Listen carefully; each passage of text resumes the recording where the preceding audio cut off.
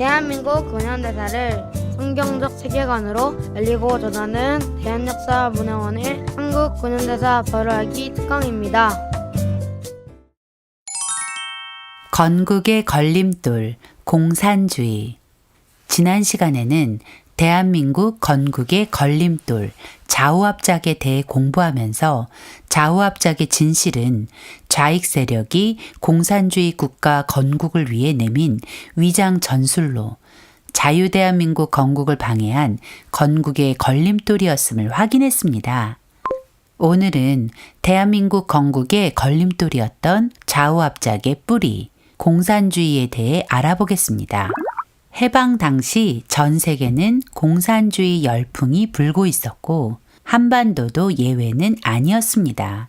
북한은 말할 것도 없고 남한에서도 공산주의 열풍은 대단했습니다. 1946년 미 군정청 조사에 따르면 38선 이남에 사는 사람들의 78%가 사회주의와 공산주의를 지지했다고 하니 그 당시 공산주의 열풍이 어느 정도였는지 짐작이 됩니다. 그런 분위기에서 남한에는 좌우합작의 바람이 불어닥쳤고 이승만 박사는 그에 맞서 공산주의와 공조는 절대 불가능하다. 공산주의와 맞서 싸워야 한다라며 공산주의와의 좌우합작을 끝까지 반대했습니다. 이승만 박사는 왜 공산주의와의 연합을 그토록 반대한 것일까요? 그 이유는 이승만 박사가 1923년 태평양 잡지에 발표한 공산당 당부당에 잘 나와 있습니다. 이 박사는 이 글에서 공산주의를 원래 자유롭게 되기 원하는 인간의 본성을 거역해가며 국민을 지배하려는 사상이라고 비판했습니다. 공산주의가 사람들에게 자유를 줄 것처럼 말하지만 실상은 자유를 빼앗아 노예로 만드는 악한 사상이라는 것을 이 박사는 정확히 파악하고 있었기 때문에 공산주의와 연합을 절대 용인할 수 없었던 것입니다. 자, 이제부터 공산주의가 무엇인지 살펴보겠습니다. 공산주의가 주장하는 핵심은 사유재산 철폐와 모든 재산 공유입니다. 언뜻 들으면 꽤 괜찮은 말처럼 들릴지도 모릅니다. 그러나 이 말은 치명적인 독을 숨긴 채 화려한 겉모습으로 손을 흔드는 독버섯과 같습니다. 사유재산이 무엇입니까? 말 그대로 한 개인이 소유한 재산입니다. 한 개인의 노력으로 얻은 대가로 당연히 그 사람이 그 재산에 대한 모든 권한을 가지는 것이 지극히 상식적인 일입니다. 그런데 공산주의자들은 그 재산이 마치 자신의 것인 양 사유재산을 철폐한다고 주장하는 것입니다. 더구나 그 재산을 일구는데 그 어떤 힘도 보태지 않은 사람과 재산을 공유하라고 하는 것이죠. 그렇다면 어떻게 사유재산을 철폐하고 재산 공유를 가능하게 한다는 것일까요? 공산주의자들이 내놓은 답은 계급투쟁입니다. 공산주의자들은 소외계층의 해방을 위해 계급투쟁으로 정의사회를 구현하여 유토피아를 건설한다고 서슴없이 말합니다. 계급투쟁으로 평등한 세상을 만들어준다는 것인데 한마디로 남의 것을 빼앗아 균형을 맞춘다는 것이죠. 강도와 무엇이 다를까요? 그런데 공산주의자들은 이것이 정의라고 말합니다. 그러나 이것은 절대 정의가 아니라 오히려 불의입니다. 사실 이성적으로 생각해보면 어처구니 없는 말이지만 안타깝게도 많은 사람들이 그 거짓말에 속아 공산주의의 노예가 되어버렸습니다. 이런 불의한 공산주의는 어떻게 시작되었을까요? 바로 칼 마르크스라는 사람으로부터 시작되었습니다. 그는 1818년 5월 독일에서 태어난 유대인입니다. 그는 자신의 욕망이 채워지지 않는 것을 세상의 탓으로 돌리고 원망하다가 공산주의라는 괴물을 만들어냈습니다. 마르크스는 엥겔스와 함께 1848년 공산당 선언이라는 얇은 소책자 하나를 세상에 내놓았습니다. 그 얇은 소책자는 유럽에 공산주의 열풍을 몰고 왔고 세상을 피로 물들게 했습니다. 무신론과 유물론의 기초 위에 쓰여진 공산당 선언은 부르주아와 프롤레타리아를 적으로 만들고 프롤레타리아에게 부르주아와의 계급투쟁을 부추기며 그리고 공산당이 프롤레타리아를 위해 계급투쟁의 길잡이가 되어주겠다며 사람들의 마음을 움직였습니다. 마르크스의 공산당 선언은 더 많은 그리고 끔찍한 공산주의자를 낳고 낳았습니다. 마르크스를 추종하는 그들은 하나같이 이렇게 말합니다. 노동자, 농민, 무산계급자, 프롤레타리아를 위해 혁명을 하자. 부르주아 계급을 타도하고 사유재산 제도를 폐지해서 사람 위에 사람 없고 사람 밑에 사람 없는 부자도 가난한 사람도 없는 평등한 세상을 만들자. 부자를 없애고 사유재산을 없애면 평등한 세상이 된다는 것이죠. 이 말은 새빨간 거짓말입니다. 사실 이 공산주의자들의 속마음은 마르크스나 그의 추종 세력 모두 한결같이 자신이 권력을 차지하려는 것입니다. 마르크스는 공산당 선언 제1장 부르주아와 프롤레타리아에서 지금까지 인간 사회의 모든 역사는 계급투쟁의 역사다. 자유민과 노예, 귀족과 평민, 영주와 농노, 장인과 도제, 간단히 말해 모든 억압자와 피억압자는 끊임없는 대립 상태에서 어떤 때는 은밀하게 어떤 때는 노골적으로 쉴 새 없이 싸웠다라며 인류의 역사가 계급투쟁의 역사라는 억지 주장을 합니다. 그의 주장대로라면 흘러간 역사는 지배자와 피지배자가 늘 대립하는 역사였다는 것입니다. 물론 권력을 가진 사람과 지배를 당하던 사람들 사이엔 갈등과 대립이 있었을 것입니다.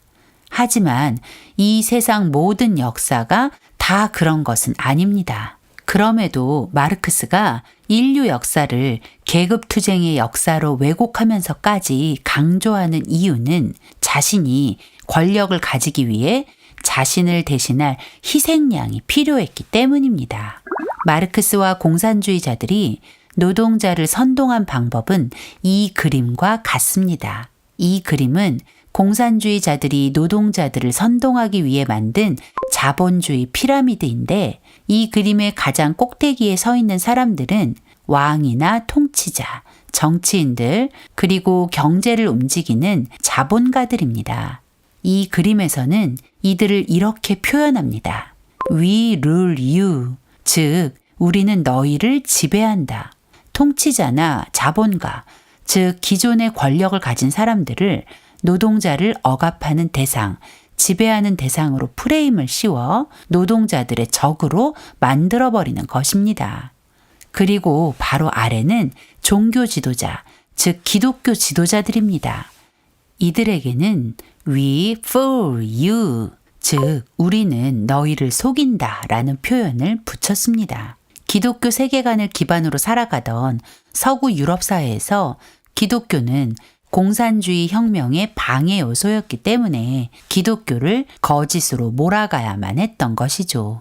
또 군인들, 공권력을 행사하여 한 나라의 치안과 질서를 유지하는 사람들에게 We shoot at you, 우리는 너희를 쏜다 라는 자극적 문구를 붙여 공권력을 행사하는 이들에 대한 증오를 조장하고 있습니다. 그리고 귀족들과 중산층에게 노동자를 짓밟고 노동자들을 조롱한다는 프레임을 씌워 노동자들을 계급투쟁에 끌어들이는 것입니다. 그리고 노동자들은 이 자본주의를 떠받치고 있는 희생자로 묘사하며 노동자의 피해의식을 부추겨 자신의 처지가 부르주아 때문이라고 믿고 원망하며 분노를 품게 만드는 것입니다. 마르크스와 공산주의자들은 부르주아와 프롤레타리아를 둘로 갈라놓고 노동자들에게 진정한 유토피아를 원한다면 이 모순된 구조를 허물고 부르주아와 맞서 계급투쟁을 하라고 부추기는 것입니다.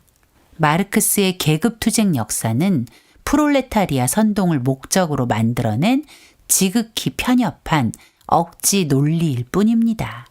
마르크스의 공산주의 이론이 실제로 열매를 맺은 것이 1917년 11월 7일 레닌이 주도한 러시아의 볼셰비키 혁명입니다. 볼셰비키 혁명은 최초의 마르크스주의, 공산주의 혁명입니다.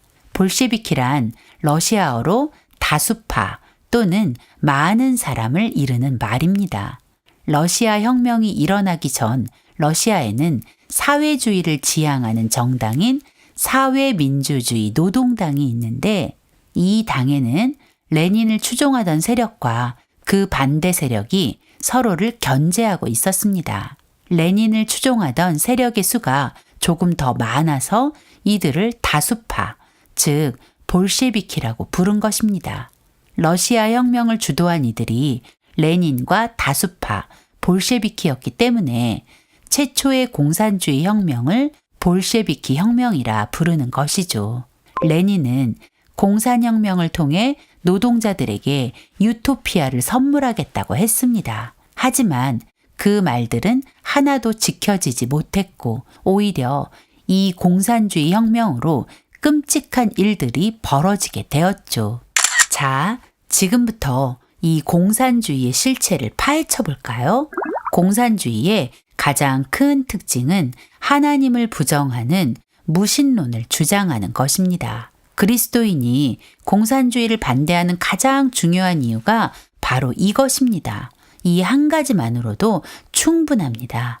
공산주의자들은 하나님이 이 세상의 창조주이시며 주권자라는 사실을 부정합니다. 마르크스가 살던 유럽은 기독교 세계관을 기초로 했기 때문에 하나님의 존재는 공산주의 혁명의 가장 큰 방해가 되었습니다. 하나님을 믿는 사람들은 심판을 생각하기 때문입니다. 그래서 공산주의자들은 하나님은 없다고 우기는 것입니다. 마르크스는 사람이 종교를 만들었지 종교가 사람을 만들지 않았다. 종교는 아편이다라고 말했습니다.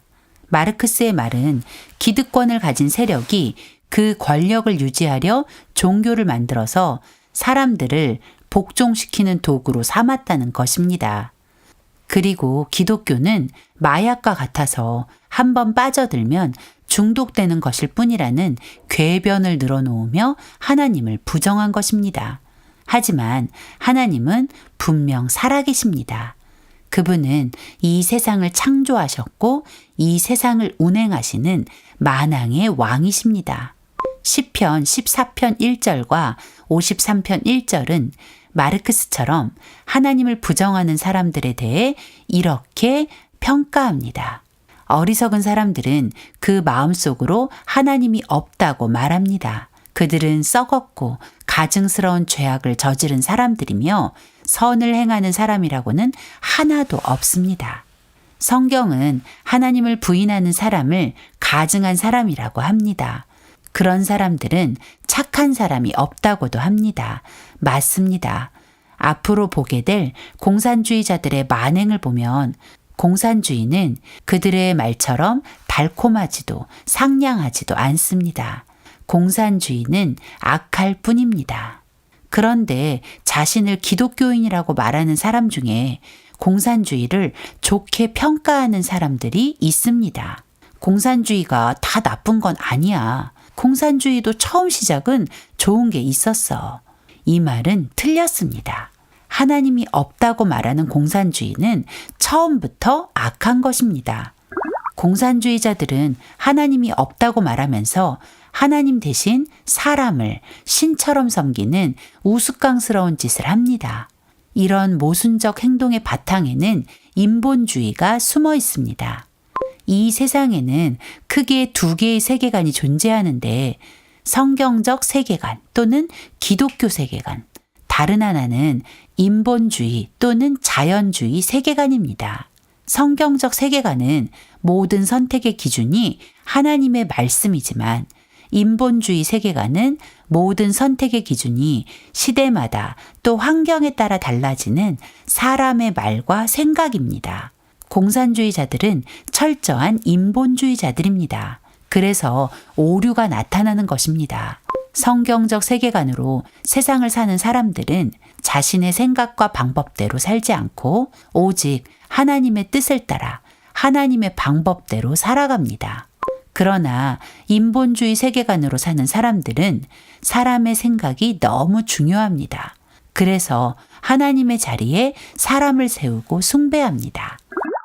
공산주의 혁명으로 권력을 잡은 사람은 하나님의 자리에 자신을 올려두고 경배하도록 했습니다.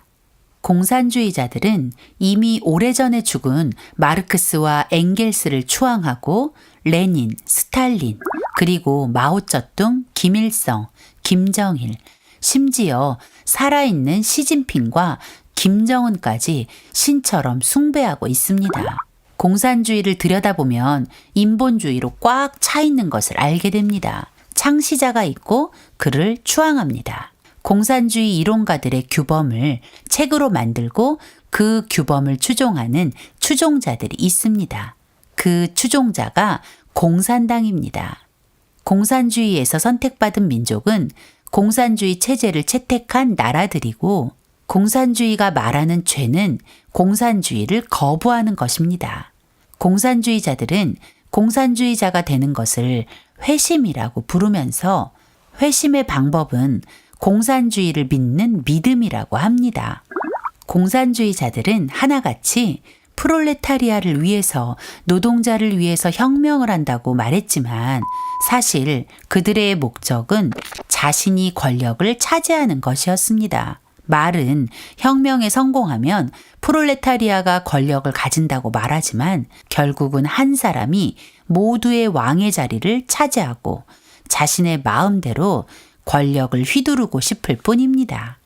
공산주의의 창시자인 마르크스는 노동자를 배려하는 사람이 아니라 남의 말에는 귀를 기울이지 않는 독재자의 위선자였고 엥겔스는 그런 마르크스를 위해 자기 아버지의 돈을 훔쳐낸 도둑이었습니다. 레닌은 혁명으로 모든 사람에게 평등한 세상을 줄 것 같이 말했지만 평등한 세상은 오지 않았습니다. 스탈린은 공산주의를 핑계로 수많은 사람을 학살했고 김일성은 모든 사람에게 쌀밥에 고깃국을 먹게 해준다고 했지만 사람들을 굶어 죽게 만든 악한 독재자일 뿐이었습니다. 공산주의자들의 논리는 이렇습니다. 혁명에 성공하면 프롤레타리아가 이 세상을 다스리게 될 것이라고 말합니다. 그러나 그 많은 프롤레타리아가 한꺼번에 통치자가 될 수는 없는 법. 공산주의자들은 공산당이 프롤레타리아를 대표하겠다고 합니다.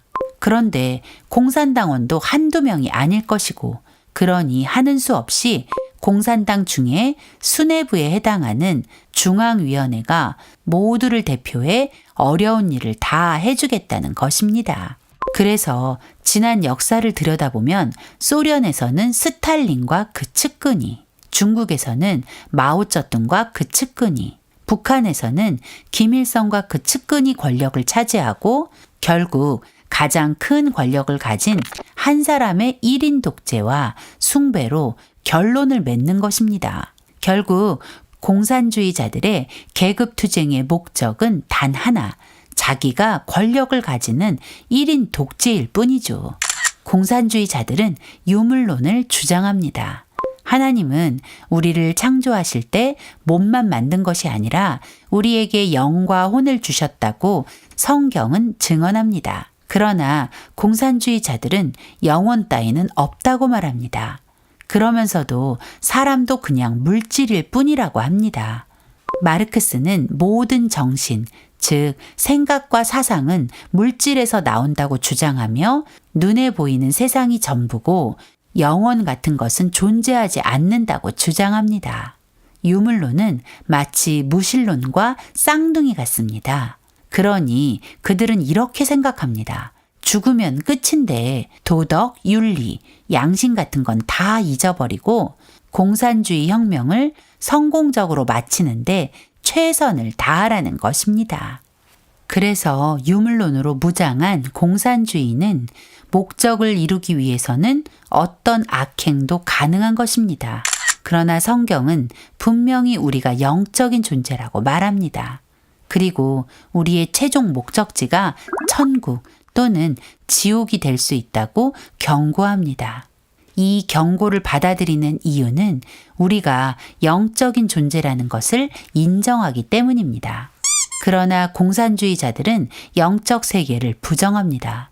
그래서 도덕과 윤리 때문에 공산주의를 떠나지 못하도록 사람들의 눈을 가리는 것입니다. 그러나 분명한 것은 우리의 행위대로 보응을 받는 날이 반드시 온다는 것을 기억해야 합니다. 공산주의는 진화론으로 세상을 속이는 희대의 사기 집단입니다. 사람들은 자주 우리의 근원에 관한 질문을 합니다. 나의 시작, 인류의 시작, 우주의 시작 등 처음에 관한 궁금증이 있습니다. 하나님의 살아계심을 믿는 사람들은 창세기 1장 1절에 기록된 대로 태초에 하나님이 세상을 창조하셨다는 명확한 답을 가지고 있습니다. 얼마나 간단하고 명확한 답입니까? 간단하지만 아주 놀라운 답입니다. 하나님이 이 세상 모든 만물을 창조하셨다는 그 진리를 믿으면 온 우주 만물의 법칙과 운행, 그리고 인류의 모든 역사가 이해됩니다. 그러나 공산주의자들은 이 진리를 부정합니다. 엄밀히 말하면 그 진리를 숨기려고 합니다. 왜냐하면 그들은 하나님이 없다고 주장하기 때문입니다. 공산혁명 이후 아무리 공산주의 사상을 들이밀어도 온 세상이 공산화되지 못했습니다. 그 이유는 창조주에 대한 믿음 때문이었습니다. 그래서 공산주의자들은 사람들이 하나님의 존재를 부정하도록 하기 위해 진화론을 과학이라고 우기며 사람들을 속이고 있는 것입니다. 진화론의 주장은 이렇습니다. 어느 날 아무것도 없던 우주에 고밀도의 입자가 폭발하면서 그 입자 속에 들어있던 모든 것이 일순간 팽창해서 오늘 우리가 사는 세상의 모양을 갖추었다라고 말이죠. 바로 빅뱅 이론입니다. 그리고 이 빅뱅을 통해 갑자기 우연히 생겨난 미생물이 양서류로 또 양서류가 파충류로 그러다가 점점 진화를 거듭하며 유인원으로 그리고 사람이 되었다는 것입니다. 정말 만화 같은 이야기 아닌가요? 집을 지을 때도 자동차를 만들 때도 설계도라는 것이 필요합니다. 하다못해 작은 컵을 하나 만들어도 설계도가 필요한 법입니다. 그런데 하루 24시간, 밤과 낮, 1년 365일, 12달, 계절과 절기가 한 번도 변함없이 진행되는 이 섬세한 우주의 운행 질서를 우연이라는 말로만 설명한다는 것이 과학일까요? 사실 태초에 하나님이 천지를 창조하시니라 라는 이 말씀만 믿으면 모든 게 다 해결이 되는데 이걸 부정하려니 계속 거짓말만 늘어놓는 것입니다. 그러다가 그 거짓말이 탄로나면 아님 말고 식으로 또 다른 궤변을 만들어내는 것입니다. 이것이 공산주의입니다.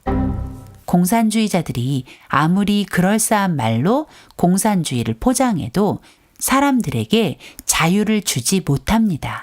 오히려 사람의 자유를 박탈하는 덫이라는 것을 기억해야 합니다. 오늘은 건국의 걸림돌, 공산주의의 근본적 문제들을 들여다보았습니다.